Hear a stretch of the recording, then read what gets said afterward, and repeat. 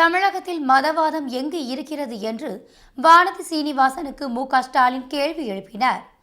தமிழ்நாடு சட்டப்பேரவையில் காவல்துறை மானிய கோரிக்கையின் போது பேரவை உறுப்பினர் வாணி சீனிவாசன் பேசியதற்கு முதலமைச்சர் மு.க.ஸ்டாலின் குறுக்கிட்டு அளித்த பதிலில், இங்கு பேரவை உறுப்பினர் வானதி சீனிவாசன் உரையாற்றிய போது ஆடிட்டர் ரமேஷ் தொடர்பான கொலை பற்றிய குறிப்பிட்டு காட்டியிருக்கிறார்.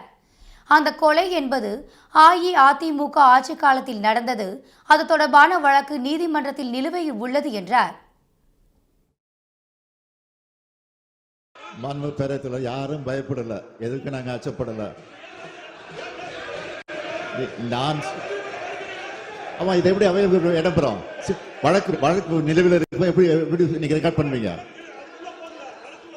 பேசவும் கூடாது. நீங்க எத்தனை சொல்லியிருக்கீங்க, நீங்களே எத்தனை முறை சொல்லியிருக்கீங்க. இதே அவையில நீங்க முதலமைச்சர் இருந்த போது நீதிமன்றத்தில் இருக்கு பேசக்கூடாதுன்னு நீங்க பல முறை சொல்லியிருக்கீங்க. அதான் நானும் சொல்றேன், நீங்க பேசுறது தப்புன்னு சொல்லல. நீங்க அதனால யாரும் பயந்துகிட்டு அச்சப்பட்டோ இது அவை கொண்டு இருக்க சொல்ல வரல.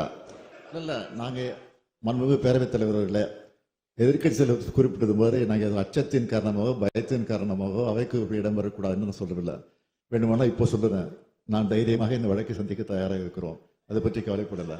எனவே எதிர்கட்சி தலைவர்களையும் பதிவு செய்யுங்க, நான் சொன்ன பதிலையும் பதிவு செய்யுங்க, கேட்டுக்கிறேன்.